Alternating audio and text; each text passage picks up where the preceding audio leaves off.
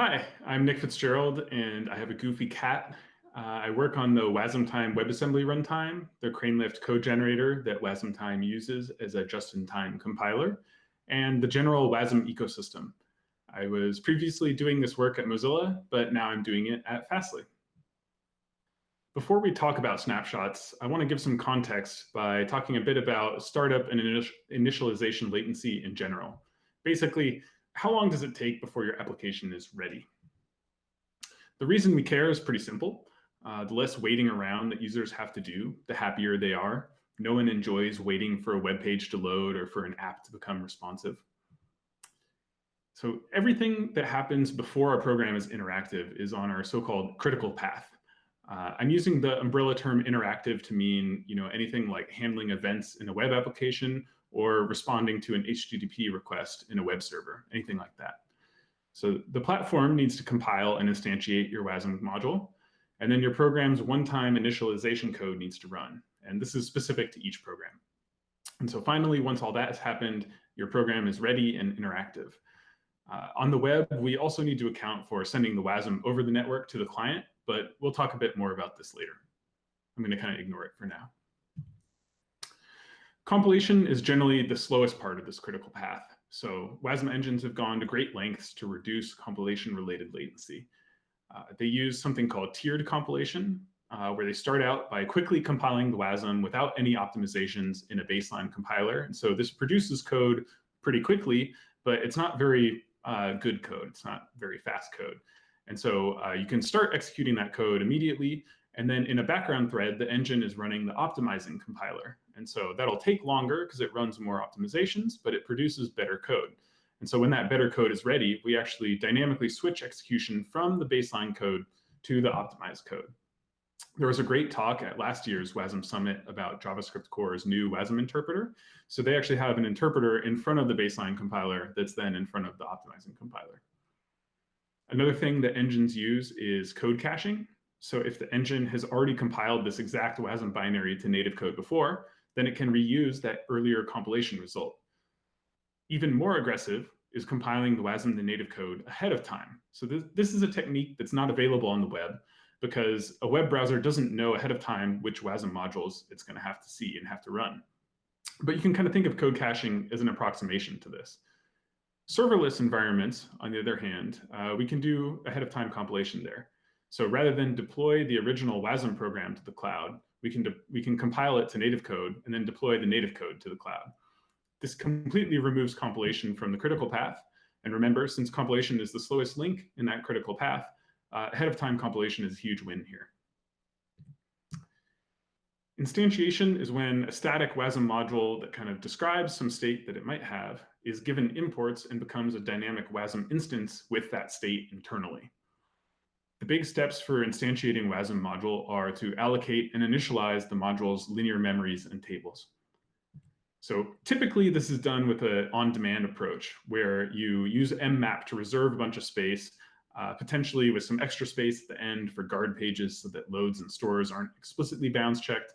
And then you iterate through each data segment and you copy the relevant data into memory at the specified offset, and similar things for element segments and tables.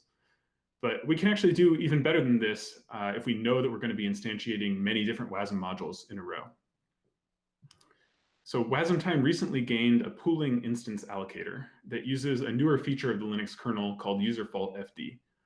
With pooling allocation, instantiation basically becomes a no-op because space is pre-allocated in the pool. So to allocate the space for the instance, we just pop off a free list. We don't have to do any mmap or mprotect or any other syscall.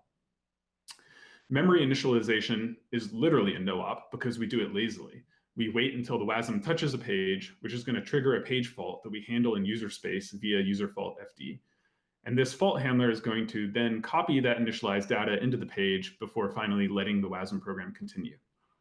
So hat tip to the Lucet team for the inspiration here, and to my colleague Peter Hune, who did the implementation work for WasmTime. I took a Markdown rendering program written in Rust, and I compiled it to WASM. And so I benchmarked how fast we can instantiate this WASM module in a loop on a single thread. As you can see, the pooling allocator with userfault FD is twice as fast, and it takes less than 40 microseconds to instantiate each time.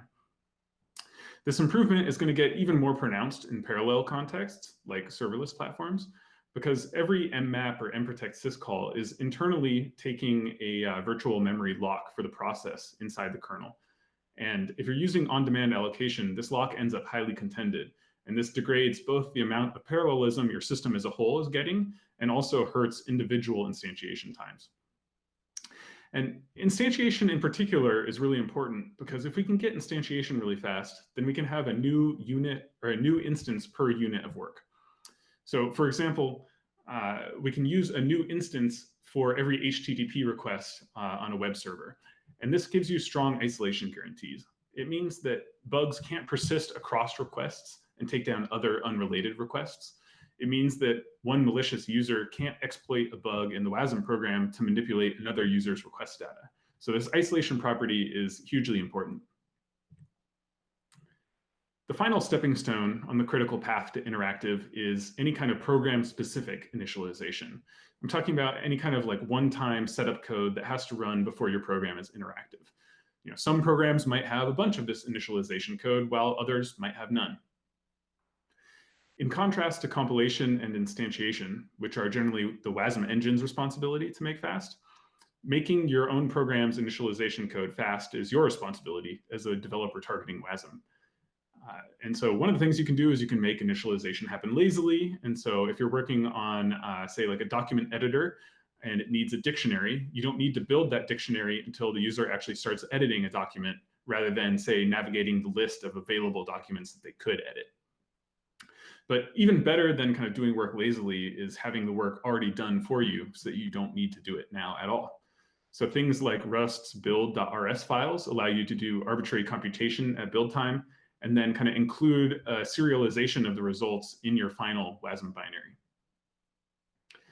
And this is where my tool Wiser comes in. What Wiser will do is it will run the initialization code ahead of time, and it will save a snapshot of the initialized state as a new WebAssembly binary. And now when you instantiate this new WASM binary, it's already initialized. You don't need to run that initialization code again. So let's look at a concrete example. Here we have a spelling corrector. We give it my favorite typo that I make all the time whenever I write JavaScript, funky town. And the spelling corrector replies, you know, funky town is misspelled. Did you mean function? Yes, I did mean function. So I'm using an off-the-shelf crate that implements this functionality and is based on Peter Norvig's classic tutorial on how to implement spelling correctors. What we're looking at here is the initialization routine. What it does is it builds our lexicon that we use as a source of truth for determining whether something is a typo or not, and which word it might be a typo of. First, we create an empty lexicon object, and then we open our dictionary file from the file system, and each line of that file contains a different word in our dictionary. And we read each word from the file and insert it into our lexicon. And finally, we store the fully defined lexicon into a global variable so that we can use it later. That's the full initialization code. This is our spelling corrector's main function. We have a build time configuration flag for whether we're using Wiser or not. If we're not using Wiser, then we need to call the initialization function from main ourselves. But if we are using Wiser, we know that it's already been initialized, and so we can kind of skip this step. Whether or not we're using Wiser, by the time we got here, we know that the lexicon global variable has been initialized, and so we can grab a reference to it. And now we start iterating through the words given to us as command line arguments.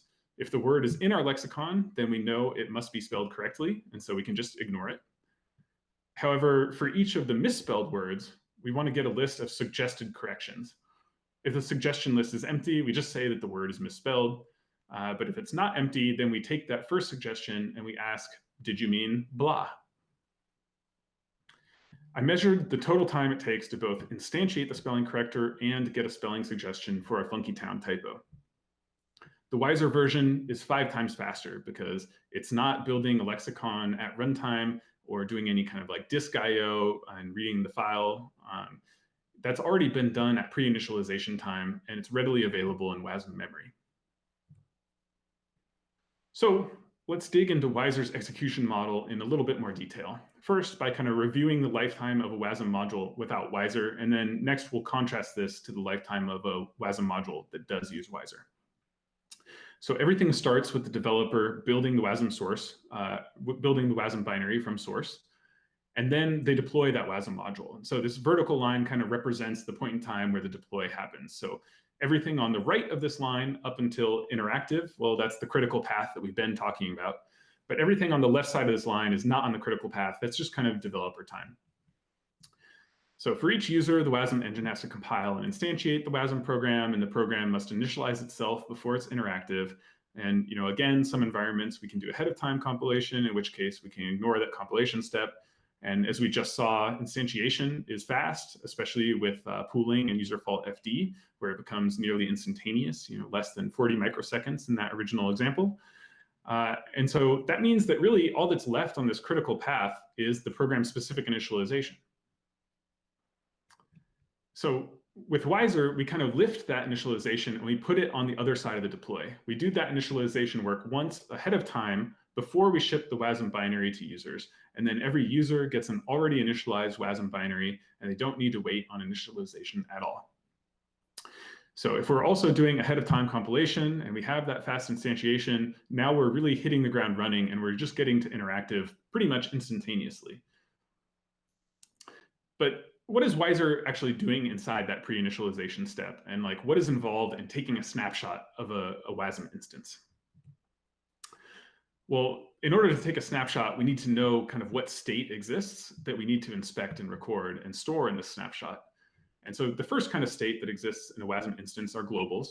These are single scalar values that are either constant or mutable. If they're constant, we can kind of ignore them because they can't change, and so we don't need to record them in our snapshot.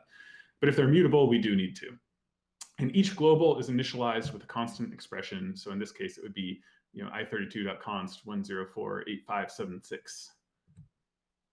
The second kind of state in a WASM instance are linear memories. And these are kind of what WASM is famous for. Everyone knows, WASM has linear memory. These are just huge arrays of bytes that are organized into chunks called pages of 64 kilobytes. Each memory has an optional initial size specified in number of pages, and here that's 17, and also an optional max size specified again in number of pages, this time 22. Memories are all 0 by default, but you can use data segments to initialize different regions of memory to arbitrary bytes. And so each data segment specifies the offset within its linear memory to where it should splat the data, and then the data to be splatted. So in this case, it's hello. There are also tables inside WASM instances, which are sort of similar to memories, but for reference types like funcref or externref. So element segments are basically the same as data segments, but for tables. And so here, F and G are the table elements that would be inserted into the table, and they would be functions defined elsewhere in the module. We can actually ignore these for now because without bulk memory, tables are immutable after initialization. And Wiser doesn't support bulk memory yet, so we can just ignore it. And so that's really all we need to snapshot is just memories and globals. Those of you who are a little bit more familiar with the WASM spec might be asking, what about the WASM stack? And the stack is where WASM instructions operands come from and where its results go to. So for example, the i32.add instruction is going to pop two i32 values from the stack. It's going to add them together, and then it's going to push that sum back onto the stack. We don't need to worry about snapshotting the stack because we only ever take snapshots when there are 0 call frames active. And so therefore, the stack is always empty. And this is great because generally engines don't give us APIs for inspecting the stack because internally they're using compilers that have an internal representation like SSA, and they're doing transforms like dead code elimination to remove values that aren't used, but technically would have appeared on the WASM stack. And so they would have to recreate the WASM stack. And for similar reasons, we don't need to snapshot the current program counter because there are no active function calls. So there is no current program counter, nor are there any return pointers or anything that we need to remember. And so finally, you might be wondering, what about implicit host state? What about the file system or environment variables, stuff that's kind of like ambient, not represented in the WASM instance, but is kind of around it and the WASM instance can interact with. And the answer is we ignore these as well. We don't allow imports during pre-initialization. And the only way that WASM is kind of allowed to interact with the outside world is via imports, so we're safe here. So for example, we don't allow importing a memory because the WASM module might expect that the imported memory has like environment variables already initialized at a certain offset, and like Wiser can't know what it's expecting or what it's not expecting. And so it wouldn't know how to create a memory for this. We do allow function imports, but what we do is we create dummy functions that if you actually trap, that if you actually call them, then they trap. And then that makes initialization fail. And so if you don't actually call any of these functions and you successfully initialize your WASM module, then basically Wiser as a whole is completely transparent. And the resulting WASM module can't tell whether initialization function was just called, and so now it's initialized, or whether it was pre-initialized with Wiser, and so there was no initialization function to call at all anymore. So it's completely transparent. The exception to all this is that you actually can opt into using WASI imports during initialization time. And so this allows you to do things like read files from the host file system during that kind of pre-initialization. This is what our spelling corrector did.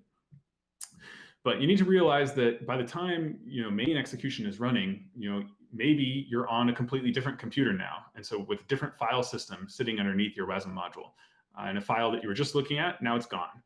Or you might not even have access to any file system anymore, like if you got deployed to the web. And so this is a bit funky, and it kind of changes the execution model. You lose that transparency policy or that transparency property that you otherwise would have had. And so we require explicitly opting into this functionality to kind of say, yes, I know what I'm getting myself into if you want to use WASI. So now that we know what we need to snapshot, let's dive into Wiser's implementation and figure out how it does the snapshotting. There's 4 main phases. The first phase is instrumentation. And the goal here is to take kind of all that internal state and export it so that later on in the snapshot phase, we can read that state out. So here we have a module that defines both a memory and a global, and Wiser adds 2 new exports, the __ Wiser global 0 and __ Wiser memory 0 exports. If there was a second global, then there would also be like Wiser global 1 export, etc. The second phase is initialization, and Wiser uses WASM time to compile and instantiate the module. And this is when we create any kind of dummy function imports that the module might require. And then we run the initialization function. By default, this is the function exported under the name wiser.initialize, but you can configure it to be anything you want. The snapshot phase reads all of those exports that we inserted earlier in the instrumentation phase to create this snapshot structure. The snapshot structure records what are the initialized values of each global, what are the new sizes of each memory after initialization, because they might have been grown during that initialization phase. And finally, which regions of memory have non-zero data. We record these as an offset into the memory, and then the raw Rust slice of that non-zero data. And that's it. So snapshots can contain a lot of data, particularly many data segments or large data segments, but there are not that many different kinds of data. And so ultimately, Wiser's implementation is really quite simple. And so the final phase here is the rewrite phase, where we take the initial WASM and we take that snapshot that we just recorded, and we rewrite the initial WASM such that when you instantiate it, you get something that's already initialized and doesn't need to run initialization code again. Right off the bat, we can remove the start section, because if the WASM module had a start function, well, we already ran it. And so we don't want to run it again because that could actually introduce bugs. And we update each memory's minimum size to the initialized size, because again, it could have been grown during initialization. And if that newly grown region has non-zero regions of memory, when we try to initialize those with data segments, if we didn't grow it, then we would have a bug. Each global's initialization expression is replaced with the associated value from the snapshot. And then we remove all of the original data segments because we're going to create a whole new batch from each region of non-zero memory that we got in the snapshot. And that's it. That's the whole rewrite phase. One final thing to notice about the rewrite phase and kind of Wiser in general is that we're never mutating the code section. And so dwarf debug info, which contains hard-coded offsets into the code section, it doesn't get invalidated or it doesn't break. And so this means that it's just as easy to debug a wizened module as it is to debug the original unwizened module, which is a very nice property to have. So you might be thinking, isn't this kind of just a classic space-time trade-off? Because instead of doing this initialization computation at runtime, we're doing it ahead of time and then attaching the results to the WASM binary as data segments, and these data segments can bloat the resulting WASM binary. And it's true. The spelling corrector example from earlier, it grew by a factor of 10 from 300 kilobytes to 3 megabytes after wizening. But also keep in mind that it's encoding a dictionary into a queryable data structure in memory. And without wizening, we would also need to ship this dictionary file alongside the WASM binary so it could be read during main execution. So, But it's true that this extra space can hurt startup times on the web, where we're actually sending the WASM over the network. And this extra network transfer time might dwarf the time saved by being pre-initialized. And so my advice would be that if you're targeting the web, you should be aware of this and should keep your eye on the WASM's file size and try Wiser out and see if it helps. You know, it's easy to try out, and if it does help, well, then you just got something for free. And if it doesn't, well, it didn't cost you anything anyways. So yeah, it's kind of true. In this context, we do have a classic space-time trade-off. However, when it comes to memory usage, things get a little bit more subtle. Because remember, WASM times pooling and user fault FD instance allocation doesn't actually initialize memory pages until they're touched. So that means that data segments that are used during initialization that won't ever be used again during like main execution, they only take up virtual address space, which is really plentiful, and they are never committed or require backing by physical memory. So in this context, actually, there is no space-time trade-off. It's just purely a win-win. And additionally, you can run Binarian's WASM-opt tool over the module after Wiser is done pre-initializing it. And this can actually remove functions that were only used during initialization and will never be used during main execution, so they're dead code. So you can actually shave off some code size this way as well. So there are some programs that weren't previously viable because their startup time was simply too slow, and you wouldn't really even consider doing things that way. But Wiser unlocks these new possibilities. So I want to give you a sneak peek at something that we're kind of investigating at Fastly. What we've done is we've compiled the JavaScript engine to WASM, and we're experimenting with using Wiser to make it start up super fast. Starting up a JavaScript engine can be slow, so it's an obvious target for wizening, but we can actually do even better than that, because after the JavaScript engine is initialized, there's still a bunch more things that need to happen before the engine is ready to run a particular JavaScript program. For example, the JavaScript source code needs to be parsed, and then it needs to be translated into the engine's internal bytecode format. And the top level of the script needs to be evaluated so that any event listeners are added and JavaScript global variables are initialized. And we can actually do all of this stuff during Wiser's pre-initialization time. We can even grab a reference to the JavaScript main function, so we don't have to do a global property lookup on the critical path during main execution. Main execution just calls the saved main JavaScript function. I benchmarked another Markdown rendering program, but this time it's a Markdown renderer written in JavaScript inside a JavaScript engine that we've then compiled to WebAssembly. It takes about 25 milliseconds just to start up the JavaScript engine, and then another 5 milliseconds to parse this JavaScript, emit JavaScript bytecode, and evaluate that top level. And that 5 milliseconds is specific to this relatively small JavaScript Markdown program. Larger JavaScript programs will take even longer to do these things. But because we can do all of that stuff during pre-initialization, none of this stuff needs to happen at runtime. And so we're about 6 times faster with Wiser. Now, maybe JavaScript isn't your favorite language. This same pre-initialization with Wiser approach will work just as well with Python or Ruby or Lua, etc. There's nothing special about JavaScript here. So I think this is really cool, and it shows off how Wiser opens up new possibilities to us that weren't viable before. Thank you.